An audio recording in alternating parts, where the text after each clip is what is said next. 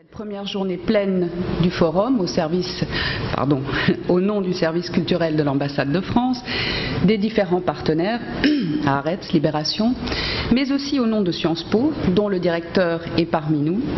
Je lui dois personnellement beaucoup puisqu'il m'a, je suis professeur à Sciences Po, prêté pendant 2 ans à l'université de Tel Aviv, qui est aussi partenaire du forum. Je le remercie. Pour ceux qui n'étaient pas là hier, je poursuis et je résume. Le défi de ce forum, enrichir notre compréhension des 2 démocraties sur lesquelles nous allons réfléchir, la France et Israël, enrichir notre compréhension par la comparaison, par le débat, par le dialogue. La démocratie se caractérise par une discussion entre égaux, on l'a dit hier, amis souvent, adversaires et opposants quelquefois, ennemis jamais. Toute déclaration d'inimitié est une sortie du cercle de la raison politique, de la raison publique. Que d'amis ici, qu'on se rassure, et pas des moindres, hommes et femmes politiques, académiques, journalistes, artistes et citoyens. Les démocrates sont universalistes. Ils pensent que les normes auxquelles ils croient, l'égalité, la liberté, la justice, les droits de l'homme, sont sans frontières. Ils sont pourtant aussi ethnocentristes, puisqu'ils pensent, à juste titre sans doute, que leurs valeurs sont supérieures à celles des autres, des non-démocrates. Mais comment conjuguer ainsi universalisme et ethnocentrisme, particularisme? De 3 manières différentes, je crois, qui vont croissantes dans l'ordre des exigences. La première dit que dans un monde de l'incommensurabilité, la conversation se poursuit de manière infinie entre gens de bonne compagnie. Le démocrate est un être ouvert et solidaire, mais il n'a pas à justifier ses croyances devant n'importe qui et à n'importe quelle condition, devant le terroriste, le raciste ou le non-démocrate simplement.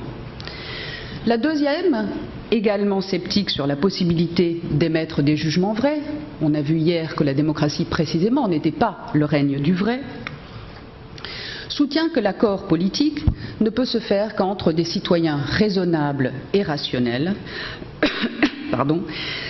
et ceux qui se réclament de la même tradition, et entre ceux qui se réclament de la même tradition philosophique et partagent la même conception de la justice. La troisième est plus exigeante encore. La démocratie ne peut pas se passer d'une morale commune, on l'a dit aussi hier soir, permettant de distinguer ce qui est raisonnable de ce qui ne l'est pas, conduisant chacun à rechercher ce qui est susceptible de recevoir une approbation universelle. Mais, comme nous ici, les 3 variantes verraient dans le respect des procédures l'assurance qu'une égale considération est précisément accordée au point de vue de tous les individus qui défendent des opinions raisonnables et, avec des arguments différents, diraient que la démocratie ne peut pas se passer d'un accord sur les termes du débat. En bref, la démocratie, c'est le conflit institutionnalisé entre partenaires qui croient aux mêmes vertus et avant tout à celle du dialogue. C'est pour ça que nous sommes ici. Sans confrontation, la démocratie est terne et sans relief. Sans désaccord, le régime perd de sa saveur. L'expression publique de nos opinions est importante, nous le savons. C'est encore une fois pour cela que nous sommes là. Et le consensus auquel nous aspirons est à ce prix. Ce qui n'est pas dissible publiquement n'appartient plus à la sphère du politique et certainement pas à celle de la démocratie. I am now very pleased to introduce the first panel and our first speakers, Talking Democracy with Bernard-Henri Lévy, philosopher, and Limor Livnat, Minister of Culture and Sport in Israel. Thank you very much. Be'atzlacha. Toda rabba.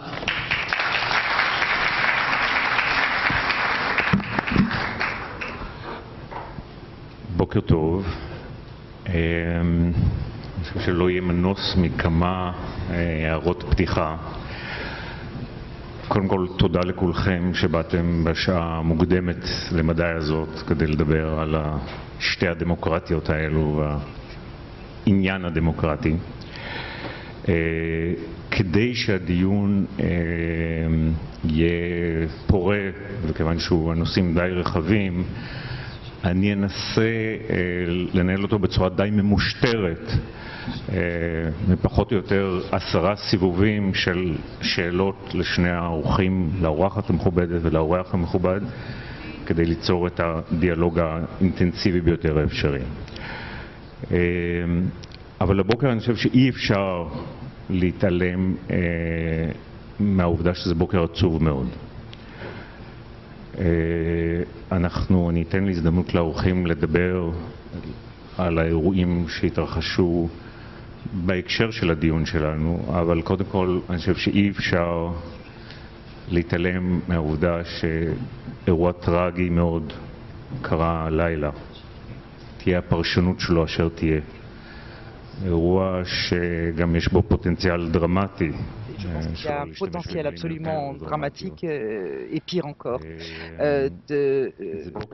d'événements qui vont suivre. C'est une matinée fort triste en un autre sens aussi, et je me permets d'en parler ici ce matin parce que nous avons hier soir perdu Lova Eliav.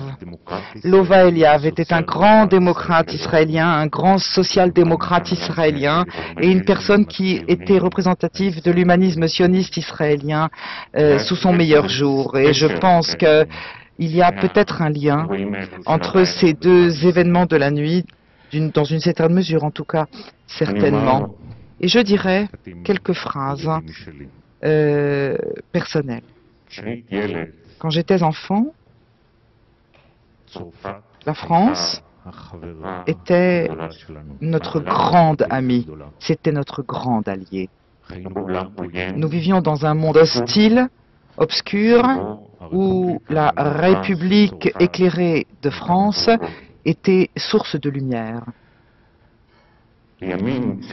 Au fil du temps, en étudiant les choses, j'ai compris que profondément dans l'alliance de l'époque, il y avait un lien profond entre les deux démocraties, la française et l'israélienne, qui était basé sur la mémoire commune, le traumatisme commun du totalitarisme des années 30 et 40 et la crainte commune du totalitarisme des années 50 et 60. Et sur la base de ces deux sentiments très profonds, c'est une alliance extrêmement profonde qui s'est instaurée. En 1967, d'un coup, les deux démocraties se sont trahies mutuellement. Je prends le risque de dire les choses, même lors d'une manifestation comme celle-ci, où nous sommes tous invités de la République française. Mais la première trahison que les Israéliens ont ressentie, c'est alors que leur vie était menacée, avant qu'un centimètre carré d'occupation ait lieu, avant qu'il y ait un seul habitant des implantations, une seule implantation, ce sentiment de trahison profonde est devenu un traumatisme israélien très profond et de base. Et je pense que cette grande démocratie européenne nous abandonne en ce moment critique de 67 et a été extrêmement mal perçu, extrêmement douloureux. Tout de suite après, et ça n'est pas un fait exprès, Israël a trahi la France, elle aussi. Parce que 5 ans après que la France ait terminé le chapitre colonial de son histoire, Israël crée ce qui est conçu en Europe et en France, et peut-être aux yeux de nombreux Israéliens aussi, une sorte d'Algérie israélienne. Et à mon avis, l'histoire de ces deux démocraties, c'est l'histoire de l'alliance de base et ensuite l'histoire de cette double trahison de 1967. Et je suis très très heureux de voir ce processus de la dernière décennie où nous essayons de nous mesurer avec ces sentiments douloureux de cette double trahison réciproque et nous essayons de revenir peut-être pas à cette grande et extraordinaire histoire d'amour des années 50 et 60 mais à une relation beaucoup plus proche et beaucoup plus rationnelle basée sur des valeurs de nos deux démocraties. Et donc pour moi c'est très émouvant d'être ici ce matin et j'espère que nos débats apporteront quelque chose à ce profond dialogue entre nos deux démocraties et nos deux pays. Bien, il n'y a pas le choix. Il va falloir que je demande d'abord à Bernard-Henri Lévy quels sont ses sentiments ce matin après les événements de cette nuit. Et qu'est-ce qu'il a à nous dire pour ce qui est de l'imbroglio du conflit entre la démocratie qui est la nôtre et les forces non démocratiques qui utilisent la force et l'utilisation de la force en général du côté de la démocratie aussi, donc la brutalité au sein de cette démocratie.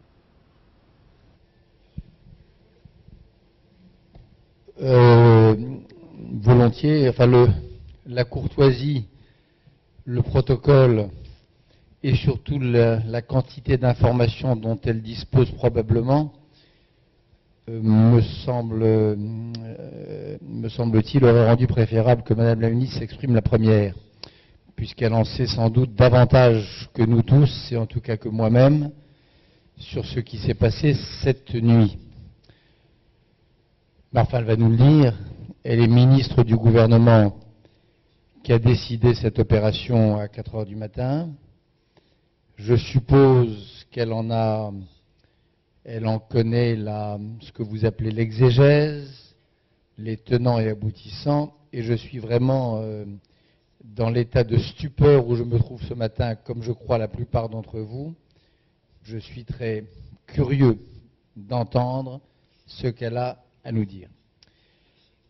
En ce qui me concerne, et puisque vous me demandez de m'exprimer le premier, quoi que nous dise Madame Livnat, quoi que nous apprenions dans les jours qui viennent, et nous apprendrons peut-être, sûrement, que cette flottille de la liberté n'avait de liberté que le nom, nous apprendrons sûrement qu'il s'y trouvait non seulement des députés de différentes nationalités ou européens, mais des terroristes avérés ou des activistes de la terreur. Peut-être apprendrons-nous, après le choc des premières images, qu'il n'y avait pas que des bâtons du côté palestinien et qu'il, du côté du bateau, des 6 bateaux de la flottille, mais qu'il y avait aussi des armes, peut-être des armes lourdes, je ne sais pas. Mais quoi que nous apprenions, je pense que l'Israël que j'aime, l'Israël dont j'ai fait l'éloge hier soir, l'Israël dont, comme l'immense majorité de ce pays, je me sens proche, cet Israël sioniste, universaliste et humaniste dont on vient de nous parler, avait sûrement d'autres moyens de faire.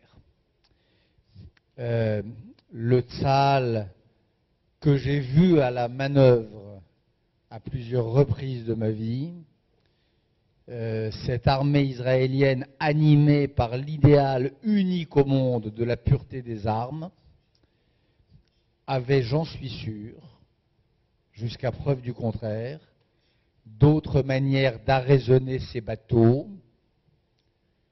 d'autres manières de les empêcher d'entrer dans les eaux territoriales, d'autres manières d'empêcher ce qui était évidemment une provocation.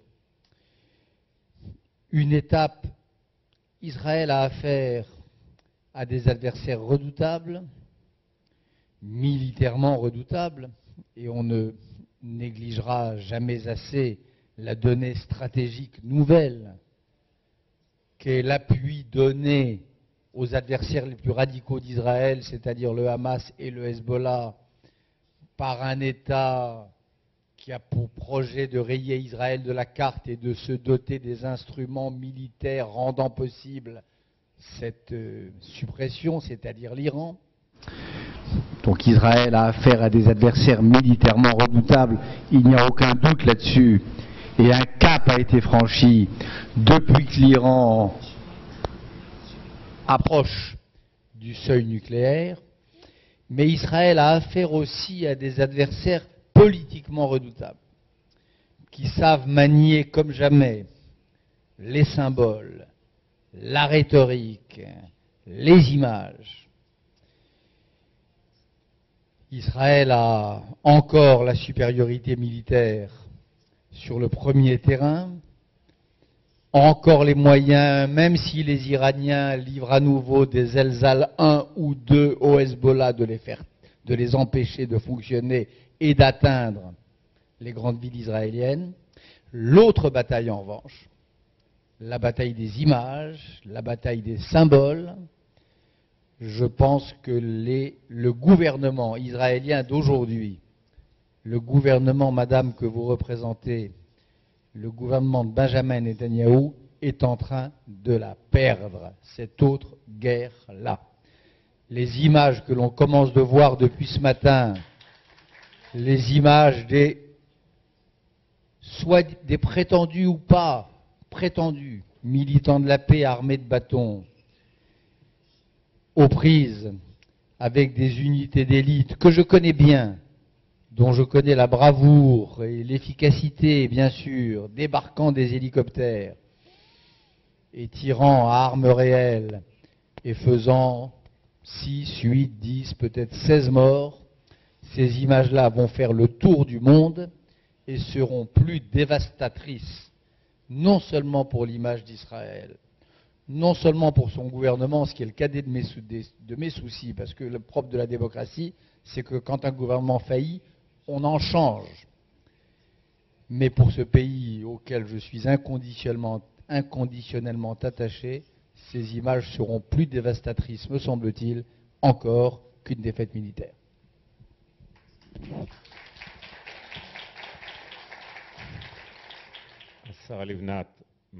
Madame le ministre Livnat, bien sûr, Bernard-Henri Lévy a raison du point de vue du protocole et de la politesse. J'aurais dû vous laisser parler d'abord, mais je pensais que vous auriez besoin peut-être de quelques minutes pour réfléchir à la réponse à cette question difficile.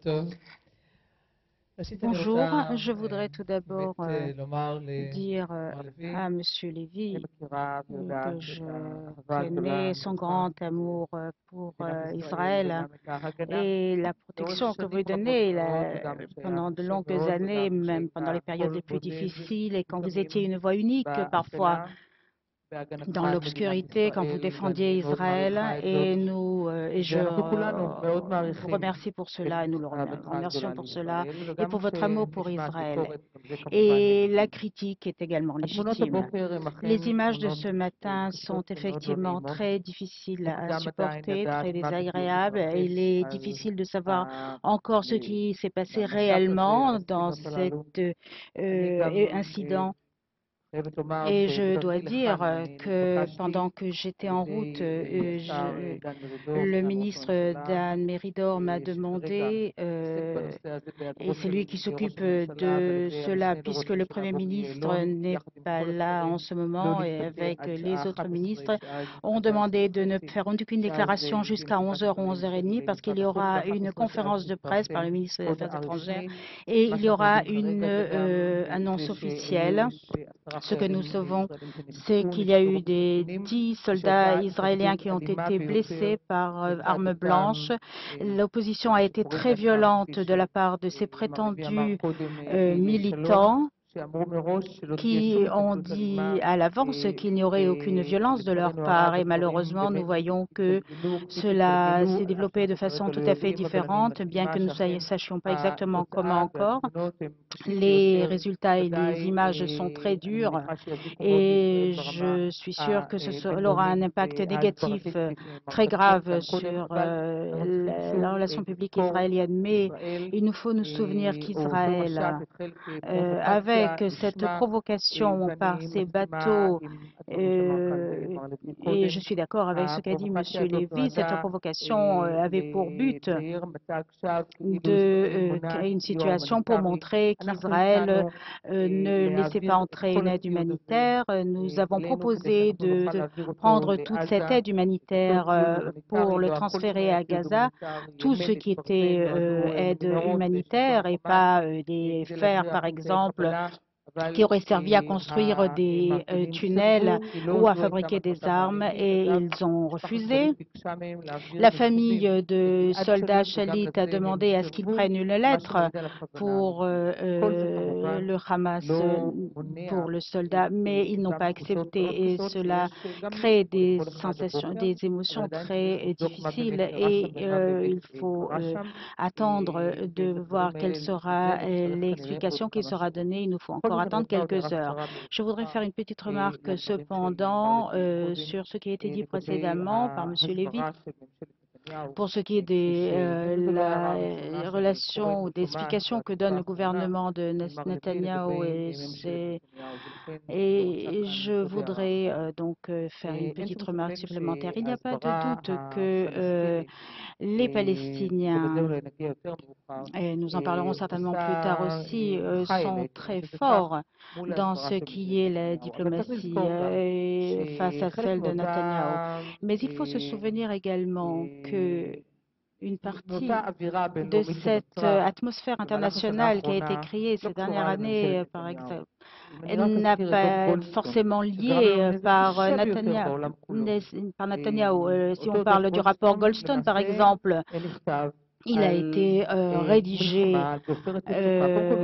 sur la plomb durci, cette campagne, et sur ce qui s'est passé pendant, en fait, sous Olmert et avec Madame Tzipi Livni en tant que ministre des Affaires étrangères, et la décision qu'ils avaient prise de ne pas répondre aux questions de la commission Goldstone. Donc, il est très important que nous fassions ici la part des choses pour ne pas culpabiliser Netanyahou et faire la différence entre les différents gouvernements, et chacun a eu un comportement plus ou moins regrettable. Et il faut évidemment voir la différence. Je serais heureux, Monsieur Lévy, si nous reportions la discussion sur l'explication sur Israël et reprenions la base. Vous le dites souvent, et vous parlez d'Israël comme un miracle démocratique. Est-ce qu'Israël est vraiment démocratique encore? Est-ce qu'un pays qui occupe et domine depuis 33 ans un autre peuple et lui retire ne lui accorde pas des droits de l'homme, est-ce qu'on peut définir que c'est un pays encore ou un régime démocratique? Vous savez, il y a cette occupation de la West Bank et de Gaza a quand même une particularité dans l'histoire des occupations faisant suite à une victoire militaire. C'est à ma connaissance, dans l'histoire des guerres modernes, la première fois que lorsqu'une armée agressée, je parle de 1967, Israël est agressé, Israël est menacé, Israël finit par l'emporter, Israël l'emportant conquiert et occupe des territoires. C'est la première fois à ma connaissance que des territoires conquis de cette manière ne sont pas annexés. Ça, c'est une différence assez fondamentale. Dans l'histoire des guerres d'autodéfense, comme était 67, en général, quand on élargit son espace stratégique, on ne fait pas de détails, on annexe. C'est comme ça dans les guerres du 19e siècle, dans les guerres antérieures. C'est l'histoire des nations, c'est comme ça que cela se passe, a fortiori quand on est l'agressé. C'est la raison pour laquelle votre comparaison avec l'Algérie ne marche pas. L'Algérie, c'était un pays, un territoire annexé, au mépris de toutes les règles de l'humanité, du droit, et même de la simple civilisation, et même de la raison.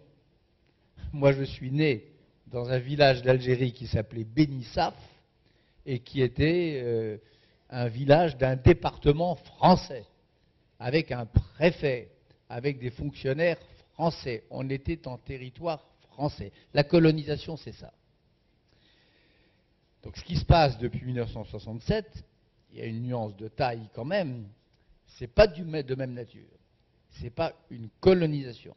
Et dans la décision prise par tous les gouvernements israéliens, quelle que soit leur couleur, qui se sont succédés depuis 1967, de résister à la tentation de l'annexion qui aurait été celle de la plupart de n'importe quel autre gouvernement démocratique au monde, il y a quelque chose qui fait le partage entre une occupation militaire, maintenue dans le cadre d'un processus de guerre larvée, de belligérance jamais terminée, comme une éventuelle monnaie d'échange, comme une arme de négociation, comme l'instrument d'un compromis, et une colonisation.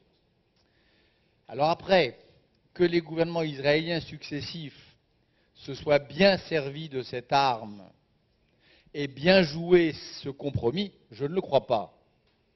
Moi, j'ai écrit il y a 20 ans, ou 24 ans, un article dans un journal français qui s'intitulait « Libérer Israël des territoires ». Non seulement libérer les territoires, bien sûr, mais libérer Israël de ce cancer que sont les territoires. Cancer pour l'âme et l'esprit de ce peuple,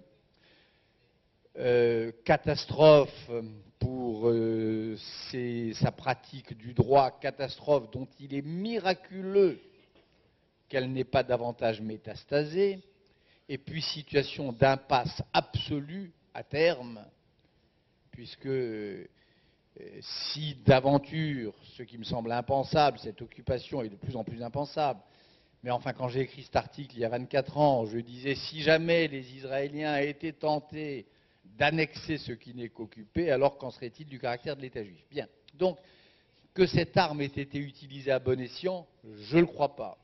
Je crois que les gouvernements israéliens, alors ils y ont été aidés naturellement par la partie palestinienne, qui voulait encore moins de la paix que les plus faucons des faucons israéliens, c'est clair. Ils y ont été aidés en 2000 au moment de Camp David et de Taba, lorsque Israël, par la voix de ce grand homme d'État, d'un courage insensé, courage politique, qui était Ehud Barak, a proposé la restitution des territoires dans leur quasi-intégralité, avec un bon accord de paix. Et lorsque les Palestiniens, jouant d'abord la montre, puis jouant les provocations symboliques, ont fini par refuser cet accord, il est évident qu'ils n'y ont pas mis beaucoup du leur. Mais enfin, je vous accorde que la gestion de ces territoires, et non seulement je vous accorde, mais je le dis avec force, le non-respect des accords d'Oslo, le non-respect des règles de redéploiement dans les zones A et B décidées à Oslo, sont une faute politique grave, pas faute morale, une faute politique grave, commise dans des circonstances évidemment que nous connaissons par tous les gouvernements qui se sont succédés depuis la conférence de Madrid. Ça me semble clair. Aujourd'hui encore, alors je sais qu'elles sont gelées de fait, mais enfin, elles ne sont pas arrêtées juridiquement. Les constructions de nouveaux logements, de new settlements sur la West Bank ou à Jérusalem-Est, au moment où il appartiendrait aux plus forts, aux plus démocratiques, aux plus ouverts, à celui qui doit donner l'exemple, c'est-à-dire nous, Israël et les amis d'Israël, la décision de poursuivre la politique de settlements est aussi une erreur politique grave. Donc moi je parlerai pas d'une entame au caractère démocratique de l'État, certainement pas d'une réalité coloniale, ce n'est pas du colonialisme, il faut garder aux mots leur sens, mais d'une gestion calamiteuse, et là, Madame Livnat a raison, depuis 42 ans, 67, ça fait 40 ans, 42 ans, de cette situation sans précédent qu'est la situation d'occupation des territoires. Et c'est vrai que depuis des années et des années, une immense majorité, enfin une majorité croissante des citoyens de ce pays attendent, sans savoir la formuler, parce que s'ils savaient la formuler, elle serait là, attendent la décision, la vision, le grand geste politique, l'acte politique décisif, comme il arrive aux grands hommes politiques de toutes les nations démocratiques et comme il est arrivé à Israël à plusieurs reprises, d'en faire, qui permettrait de sortir de cette impasse. On attend aujourd'hui un nouveau Ben Gurion, un nouveau Begin évacuant le Sinaï, un nouveau Sharon prenant la décision si surprenante et contre tout ce qu'il avait pensé précédemment, se brisant les os du crâne, comme disait un grand philosophe français, avant d'entrer dans ce sommeil apparemment définitif où il est aujourd'hui pour faire cet acte d'autant plus héroïque qui a consisté à sortir de Gaza, on attend un nouveau Sharon, un nouveau Begin, un nouveau Ben Gurion qui saurait devenir plus grand que lui-même, se hisser au-dessus de soi et donner au peuple israélien le geste politique majeur qu'il attend et qu'il mérite.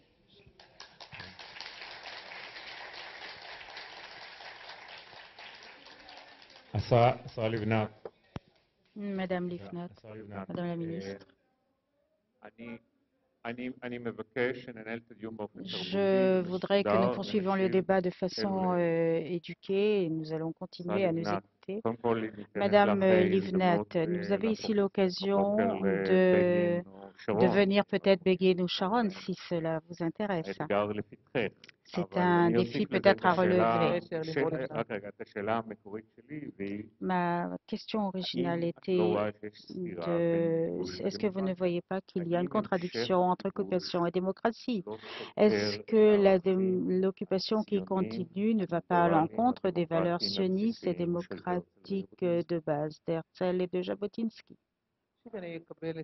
Tout d'abord, j'accepte la définition qui a été faite Bernard-Henri Lévy entre colonialisme et l'occupation qui a suivi une guerre qui a été lancée contre Israël et pour ce qui est de Jérusalem, évidemment, je ne parle pas d'occupation, mais de libération de la capitale de Jérusalem comme capitale de pays. Et je dirais peut-être un mot sur Jérusalem par la suite, qu'elle n'a jamais été la capitale d'aucun régime arabe, quel qu'il soit. Il faut s'en souvenir, les Arabes ont toujours prié en se tournant vers la Mecque et les Juifs, où qu'ils soient, ont toujours tourné la tête vers Jérusalem pour prier, qui a toujours été la capitale du peuple juif. Leur exigence maintenant de prendre une partie de Jérusalem est quelque chose d'extraordinaire.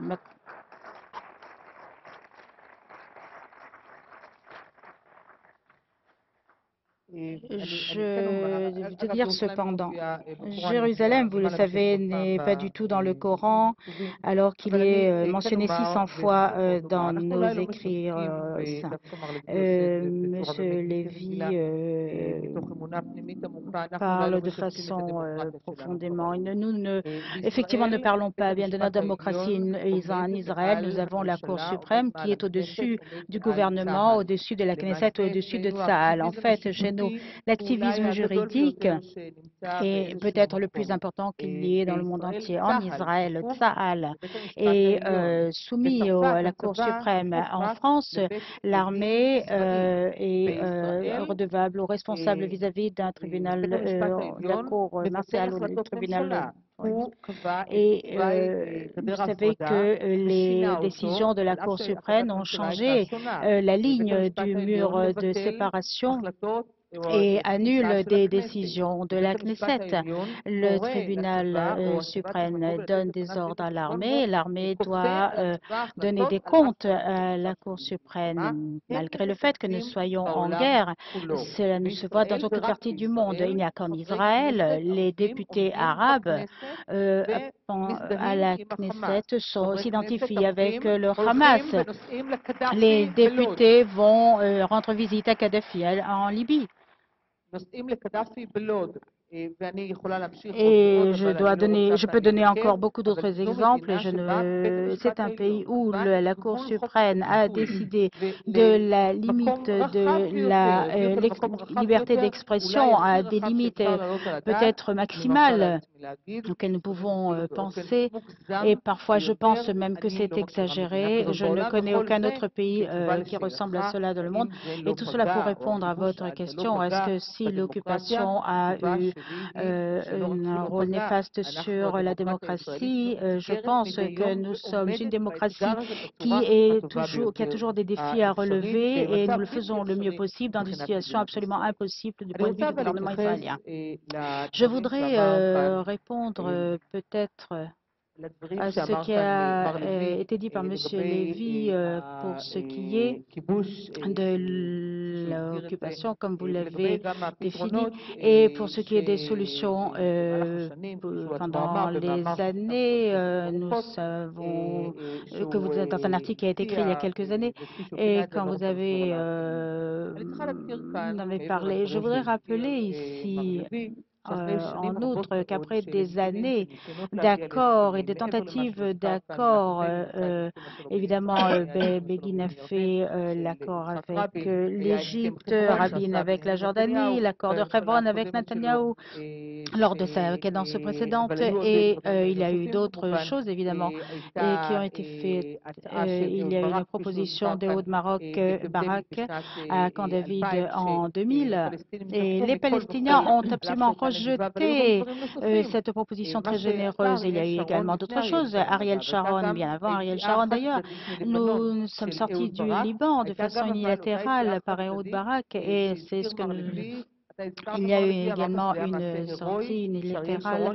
Vous avez dit que c'était héroïque de la part d'Ariel Sharon de le faire, de quitter la bande de Gaza en retirant et en renvoyant de chez eux 10 000 personnes. Et là, il y a eu un grand problème au niveau de la société israélienne, de savoir si c'était un acte héroïque ou alors une erreur historique fatale. Qu'est-ce qui s'est produit par la suite? Qu'avons-nous eu en échange? Est-ce que nous avons eu la paix, la tranquillité?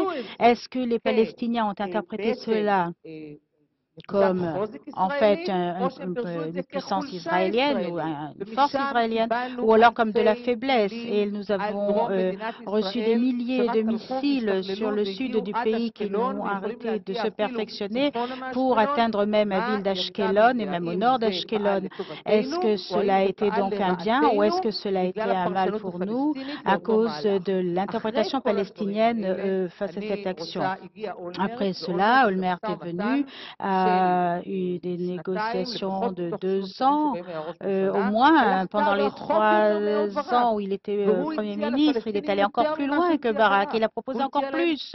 Il a proposé un gouvernement international ou plutôt une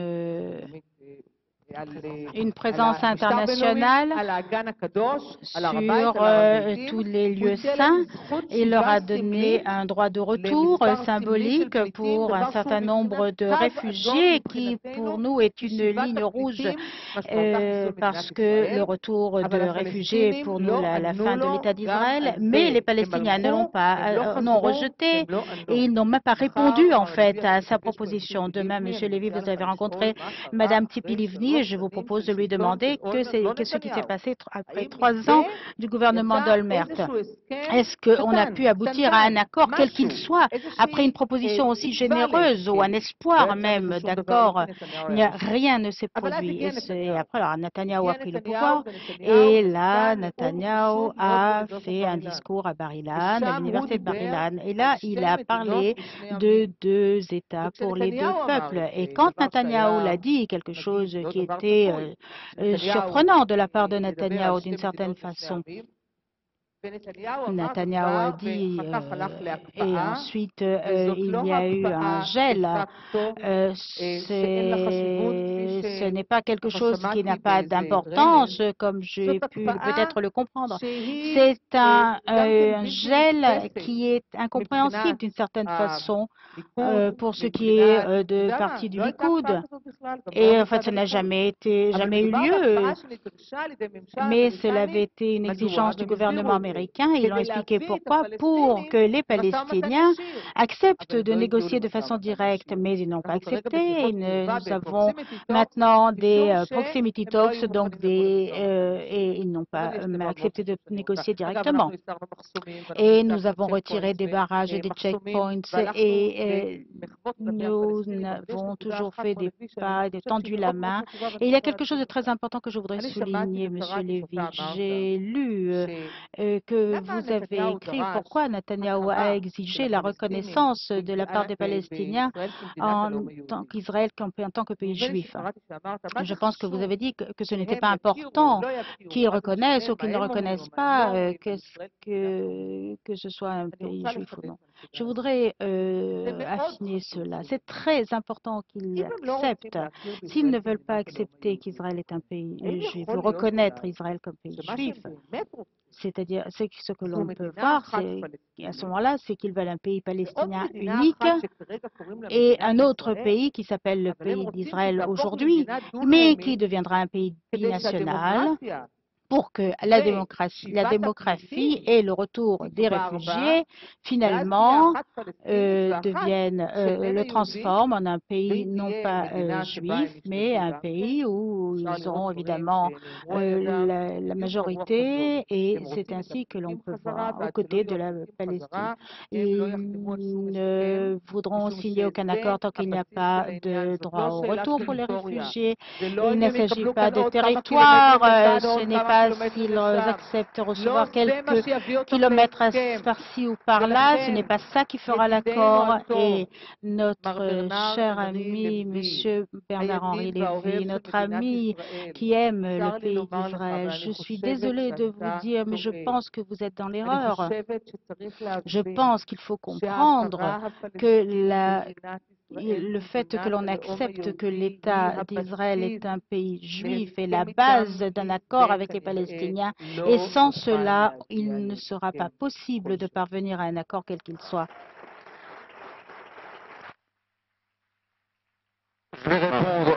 אני רוצה לענות לגברת לבנת. אני שמח אם כן, אני ארשה לעצמי. Un instant, je voudrais quand même, là c'est une question très importante à laquelle vous allez bien entendu répondre, mais je voudrais simplement ajouter pour que, si jusqu'à présent vous avez eu la vie facile, eh bien on va vous compliquer encore les choses. Je voudrais vous compliquer les choses pour ce qui est de la paix. Et la question est très simple. Est-ce que vous pensez, Monsieur Bernard-Henri Lévy, que la paix israélo-palestinienne aujourd'hui est possible? Est-ce que vous pensez que la solution de deux États est possible? Est-ce que la solution de deux États est réalisable? Et pour arriver à la solution de deux États, est-ce qu'il est nécessaire qu'il y ait une intervention internationale, donc une imposition internationale? Maintenant, vous allez pouvoir répondre. Écoutez, je vais vous répondre, mais ça va venir très naturellement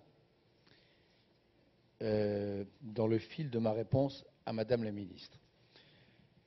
D'abord sur le retrait du Hamas, sur le retrait de Gaza et ce que le Hamas en a fait, croyez-moi, je suis au courant. La première chose que je fais chaque fois que je viens en Israël, symboliquement, c'est d'aller à Sderot. Partager quelques minutes, quelques heures, la vie quotidienne des habitants de Sderot qui vivent quotidiennement sous attaque et sous menace, même dans les périodes d'accalmie comme aujourd'hui. Non, je ne suis pas un héros, je suis juste conscient de la situation.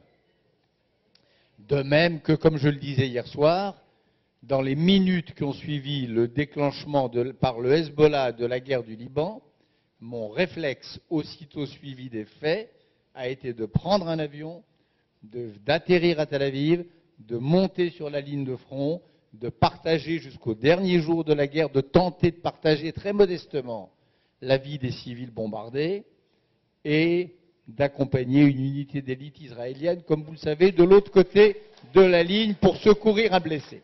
Donc tout ça, je le sais. Je connais les méthodes de Hamas, je connais les méthodes du Hezbollah. Je sais aussi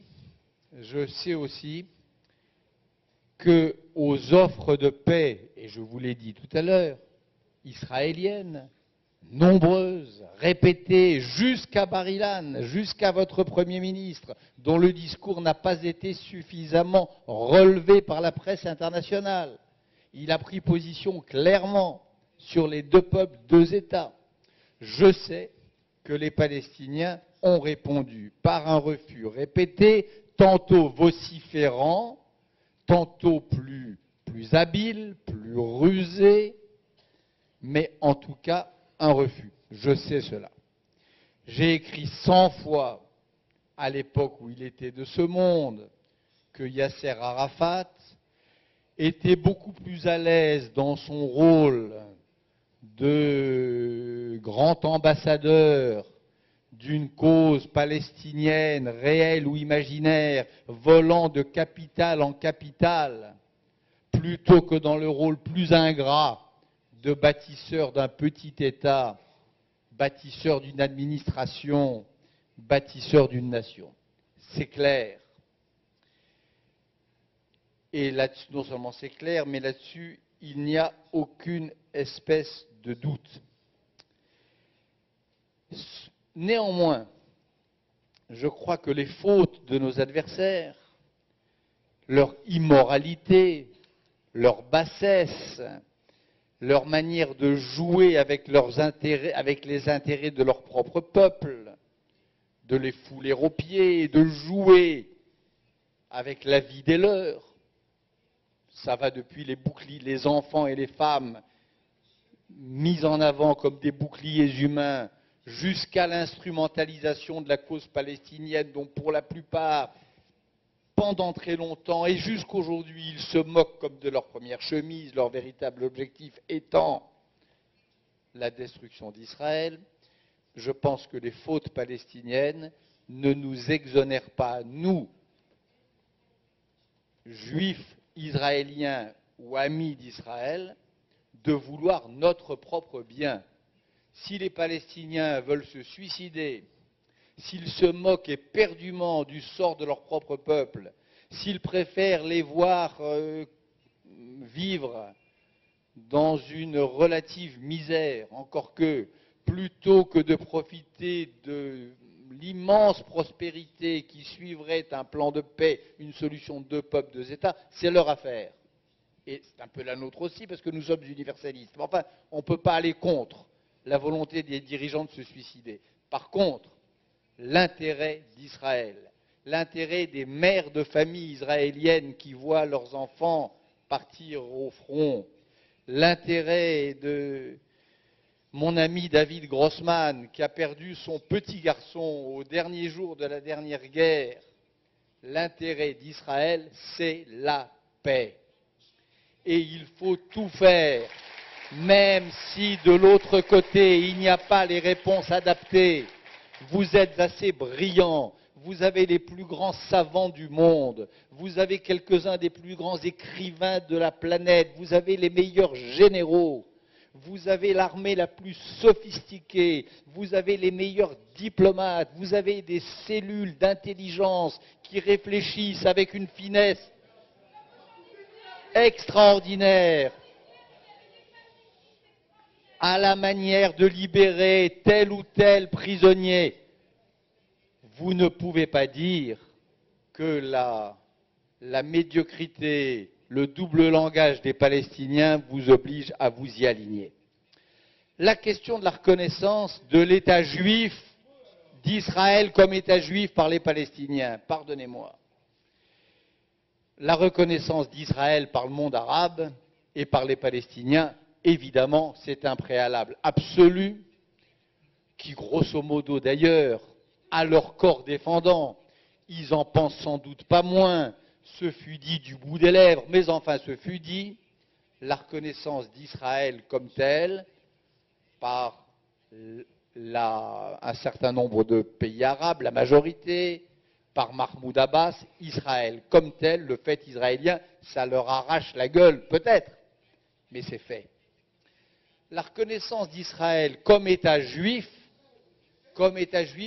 il s'agit d'autre chose. Je crois qu'en droit 1, je pense que ce n'est pas leur affaire. qu'Israël soit un État juif ou pas un État juif, que ce soit un État laïque ou un État religieux, que ce soit un État avec une minorité non juive de telle ou telle importance, c'est votre affaire à vous, Israéliens. Ce n'est pas aux Palestiniens de décider du caractère juif ou non de l'État d'Israël. Leur devoir en droit international pour entrer dans un processus de paix, c'est de reconnaître sans la moindre ambiguïté la légitimité d'Israël et de ses frontières. La question de l'État juif, ce n'est pas leur affaire, c'est la vôtre, c'est un tout petit peu la mienne, mais je ne reconnais pas personnellement aux Palestiniens ce droit-là, et par conséquent, je ne le leur demande pas. D'autant que c'est absurde, car vous savez bien qu'ils ne le feront pas. Alors de deux choses l'une, ou bien vous voulez attendre pour engager le processus de paix, que l'antisémitisme disparaisse du monde arabe et du camp palestinien. Hélas, on sera mort. Et vous, qui êtes une très jeune femme, et moi qui suis hélas, qui est peut-être le double de votre âge, on sera mort avant que l'antisémitisme ne disparaisse du monde arabe et du monde palestinien. Si vous voulez attendre que cette région soit peuplée d'anges, si M. Netanyahou, parce que c'est ça que ça veut dire j'attends pour négocier que les Palestiniens reconnaissent le caractère juif de l'État d'Israël, ça veut dire qu'il faut attendre que les manuels palestiniens soient expurgés de leurs pages antisémites, ça veut dire qu'il faut attendre que soient supprimés, mais je sais tout ça, que soient supprimés des programmes de télévision, les programmes ouvertement antisémites, il faut attendre que le peuple palestinien devienne un peuple d'anges. Alors, pour répondre à la question qui m'a été enfin posée, je crois la paix toujours possible. Et même plus que jamais, depuis le discours de Bar-Ilan, c'est le discours de M. Netanyahou, Premier ministre démocratiquement élu de ce pays, à Bar-Ilan. Je crois la paix plus que jamais possible, à une condition, c'est qu'on change complètement la méthode. Pas les je vous le dis, pas les discussions morales interminables, pas l'amour obligé, pas attendre, ni nous attendre des Palestiniens qu'ils viennent reconnaître la sainteté de la terre d'Israël, ni nous, juifs ou israéliens, attendre d'entrer en extase et en amour avec des adversaires de 40 ans. Je suis partisan d'une paix sèche, d'une paix sans pathos, d'une paix sans lyrisme. On disait autrefois, faites l'amour, pas la guerre. Moi je dis, faisons la paix et on fera l'amour plus tard. On apprendra à s'aimer ensuite. Il y a une logique qui est, là on parle d'un problème très important, il y a une logique qui est la logique d'Oslo, qui était une belle logique, inventée par deux grands hommes d'État israéliens, Rabin et Peres, qui a fait faillite. La logique des petits pas, la logique de la négociation graduelle, la logique du on va apprendre à se connaître, on va apprendre à s'aimer, et on va apprendre, et quand on sera d'accord sur tout, alors on signera la paix. Moi je crois qu'aujourd'hui, l'heure est venue d'inverser radicalement le raisonnement. La paix d'abord, la paix sèche, et ensuite, l'amitié entre les peuples, le sentiment des intérêts partagés l'emporteront probablement parce qu'ainsi va l'histoire des civilisations. À cette condition-là, je crois en effet toujours à la solution des deux peuples, des deux...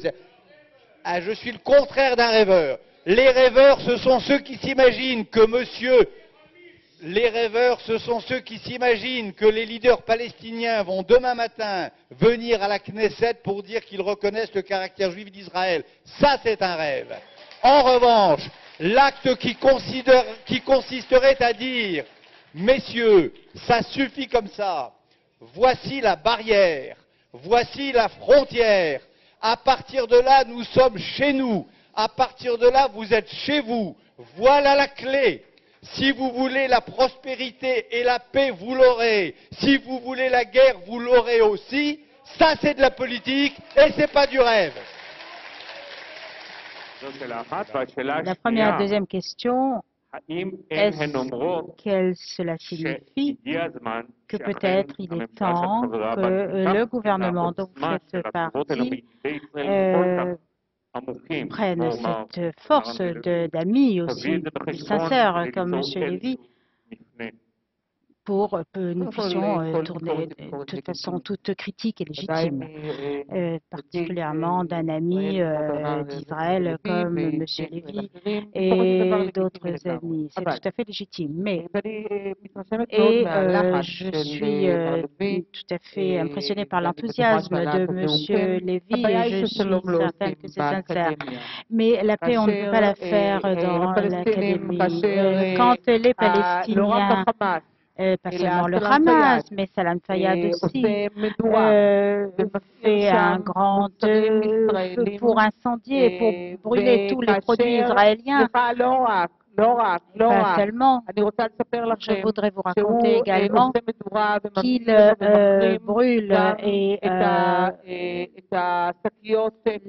les sachets de plastique dans lesquels je reçois mon journal Haaretz le matin chez moi et les dates de Beth Shean. Et Beth Shean n'est pas une implantation. Et bien sûr, les produits des implantations également. Et par ce fait, lorsqu'ils font en Europe toutes sortes d'actions pour que, par exemple, Israël ne soit pas accepté à l'OCDE, on ne peut pas faire la paix de cette façon, même si on est très enthousiaste, malheureusement.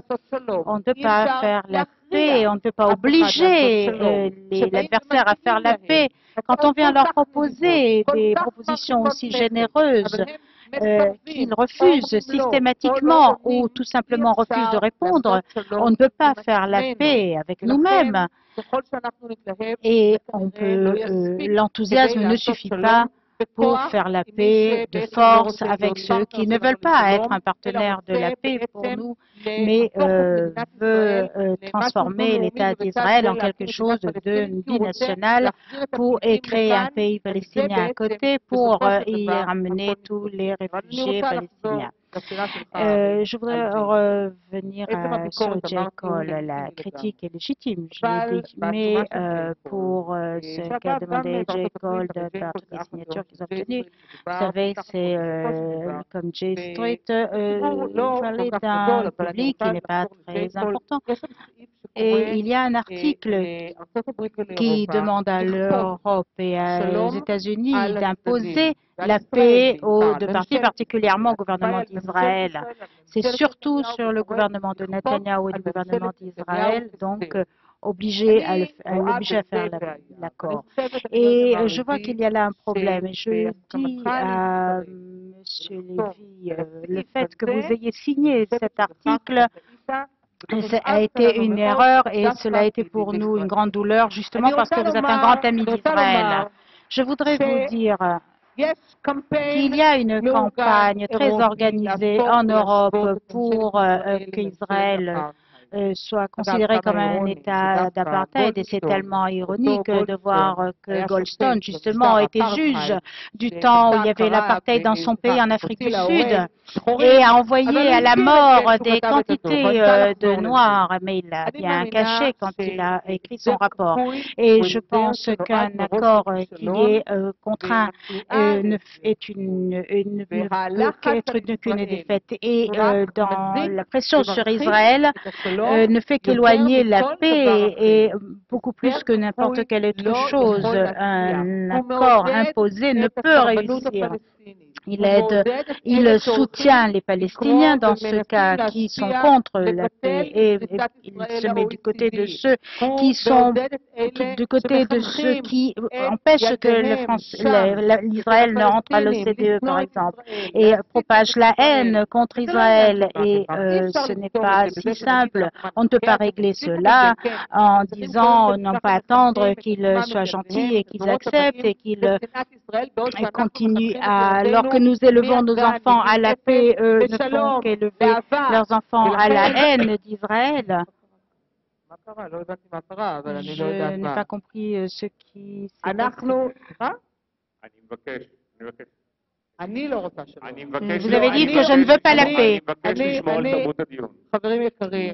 Chers amis, je pense que dire cela est tellement absurde. Je veux la paix au moins autant que vous, tous ceux qui écrivent maintenant. Mon fils, qui se trouve ici par hasard, il est rentré hier soir des études, a fait 3 ans de service militaire. Si quelqu'un pense que à l'opposé d'aucune autre mère, j'ai bien dormi quand mon fils était à l'armée et que je ne veux pas la paix, j'adore la guerre, qu'il se lève. Est-ce que je ne veux pas la paix? Mais qui peut dire une chose pareille? Qui ose dire cela? Comment est-ce que quelqu'un peut oser dire que je ne veux pas la paix? Comment, avec une telle chutzpah, peut-on dire que je ne veux pas la paix? Le dire ici, que j'aime la guerre. Mais je vois en face de moi les intérêts de l'État d'Israël, tous les intérêts. Et nous voyons que nous avons en face de nous, qui est le partenaire que nous avons. Et je vois ce que nous pouvons et nous ne pouvons pas faire. Il faut se souvenir, M. Lévy l'a dit, il y a 2 branches des Hezbollah, de l'Iran ici. Nous avons le Hezbollah et le Hamas au sud. Pourquoi il n'y a pas de terreur de la Judée-Samarie? Parce que Tsahal se trouve là-bas. À partir du moment où Tsahal libérera ces endroits ou quittera ces endroits sans aucun accord, à partir de ce moment-là, le Hamas prendra sa place de la même façon qu'il a fait dans la bande de Gaza. Il faut donc être très prudent. Il faut savoir que quand nous faisons un accord, quand nous signons un accord, nous ne le faisons pas n'importe comment, nous le faisons de façon organisée, comme M. Netanyahu l'a proposé, en disant qu'on pouvait créer 2 pays pour 2 peuples, quand ils reconnaissent que nous avons le droit, nous, le peuple juif, d'avoir un pays après la Shoah ici. Malheureusement, nous n'avons presque plus de temps. Nous avions voulu parler de la démocratie française et la démocratie en Europe, mais la puissance ou la force affective des sujets que nous traitons ici ont eu raison de nos programmes. Et nous avons quelques minutes seulement, 2 ou 3 minutes de chacun de vous pour parler d'un autre sujet qui me paraît très important et je voudrais vous demander, Monsieur Lévy, il me semble que vous avez beaucoup écrit sur les problèmes de la gauche, des démocraties face au barbarisme actuel. La barbarité. Et nous voyons le défi iranien si important et tout qu'il comprend.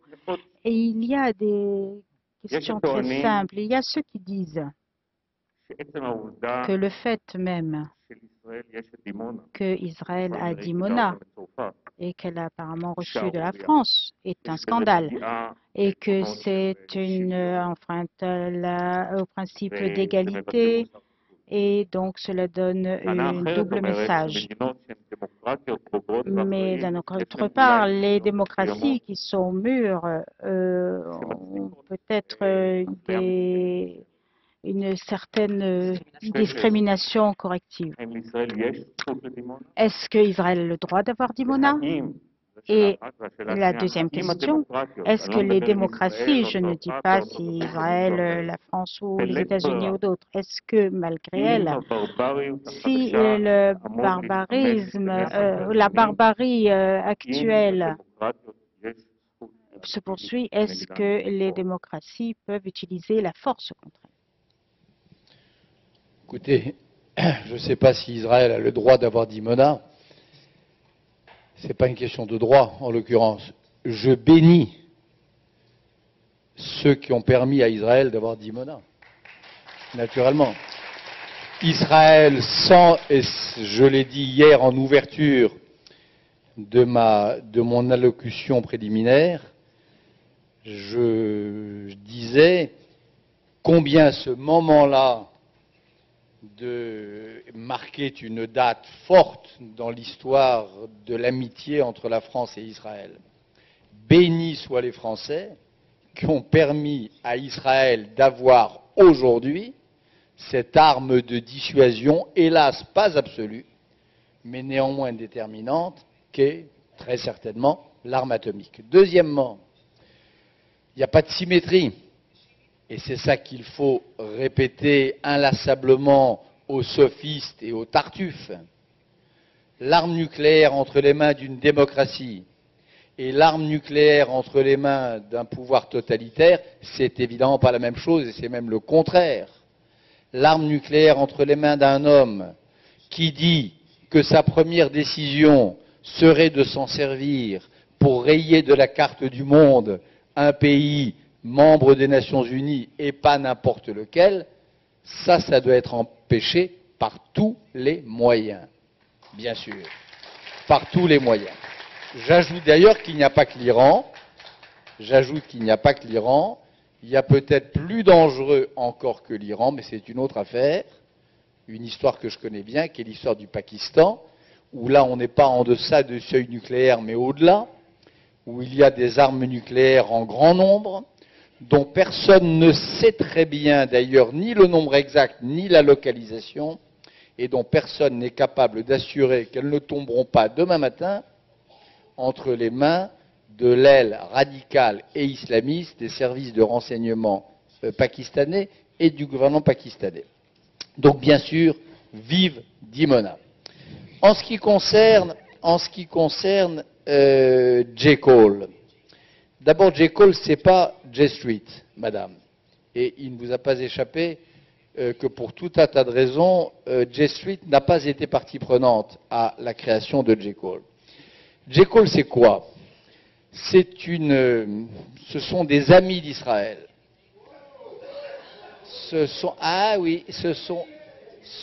Non, Leila Chaïd n'est pas signataire de J. Cole. Leila Chaïd, que je sache, ne s'est pas encore convertie au judaïsme. J. Cole est un appel de juifs français, amis d'Israël. Initié, comme je l'ai dit hier soir, par l'un des plus grands ambassadeurs en Europe, d'Ariel Sharon. Un ex-ambassadeur d'Ariel Sharon. Initié par l'ex-directeur général de l'agence juive. Initié par des sionistes incomparables. Donc ce sont des amis d'Israël qui disent deux choses. Qui disent, premièrement, que lorsque on a affaire à des intraitables qui ne veulent pas de la paix, en effet, c'est vrai que les Palestiniens ne veulent pas de la paix. C'est vrai qu'alors que les Israéliens ont depuis longtemps renoncé à une part de leurs rêves, aucun leader arabe, aucun leader palestinien n'a encore osé dire la vérité à leur peuple, à savoir qu'il faut renoncer aux rêves, que la maison de Haïfa ou de Jaffa ou de Jérusalem, elle est perdue pour toujours. La clé peut rester, comme je le disais hier soir, comme une relique à côté du frigidaire, mais que c'est un objet de musée. Aucun leader arabe n'a eu le courage de dire cela. Il faut des facilitateurs de paix, il faut des médiateurs, il faut, comme disait ce grand écrivain israélien, qui est une des consciences d'Israël, Amos Oz, il faut aider à ce divorce. Et puis, ce que disent les gens de J. Cole aussi, c'est que, comme ils sont modestes, les signataires de J. Cole, ils savent très bien que leur capacité d'influence sur M. Hassan Nasrallah est extrêmement limitée. Évidemment, ils savent très bien qu'avec les dirigeants du Hamas, le terrain d'entente, le terrain de dialogue possible, même la rhétorique commune n'existe pas. Alors je pourrais en effet, je l'ai fait d'ailleurs, je suis allé à Birzeit il y a 4 ans, parler à des Palestiniens surexcités, j'ai tenté de le faire. J'ai pu mesurer que le terrain commun était si mince que cela ne servait à rien. En revanche, C'est vrai que je ne désespère pas de faire entendre quelques-uns des arguments dont je sais qu'ils sont ceux d'une majorité des citoyens de ce pays, à des femmes et des hommes de bonne volonté, comme Madame la ministre de la Culture, qui a bien voulu prendre l'initiative de ce dialogue ce matin. Au nom de mon amitié profonde pour ce pays et de ma solidarité inconditionnelle avec lui, au nom du fait qu'à partir de demain matin, je vais me trouver moi aussi sous le feu des critiques en France et en Europe pour expliquer ce qui s'est passé cette nuit et pour tenter de justifier autant que faire se peut l'action stupide qui a été décidée la nuit dernière. Et je le ferai. Et au nom de cela, je demande le droit à dialoguer avec les représentants de ce gouvernement. Nous n'avons plus le temps. Madame la ministre Livnat, j'ai été impoli avec vous depuis le début de ces débats. C'est la raison pour laquelle je vous donne maintenant le droit au dernier mot. Je ne poserai pas de questions. Je voudrais simplement entendre vos conclusions. Je n'ai qu'une seule demande. Juste un petit mot très court. Et donc, je dirais seulement une dernière phrase. Au-delà des remerciements que je voudrais exprimer à tous, je voudrais simplement dire que j'ai rencontré ces derniers mois 2 fois le ministre de la Culture français, et je le dis en tant que ministre de la Culture. J'ai rencontré Frédéric Mitterrand, mon homologue. Nous sommes à la veille de la signature d'un nouvel accord entre Israël et la France, et j'ai beaucoup d'admiration pour la culture française. J'ai beaucoup d'admiration aussi pour le budget de la culture en France par rapport à ce que malheureusement nous avons ici pour budget culturel, et je pense que le fait que la France soit un État si fier de sa langue, de sa culture, d'elle-même, est une source d'inspiration pour nous, et nous devons en tirer les leçons. Merci infiniment. Merci à nos 2 invités, merci au public, et j'espère que sur les autres sujets de la démocratie, nous pourrons continuer à discuter à l'avenir. Merci à tous.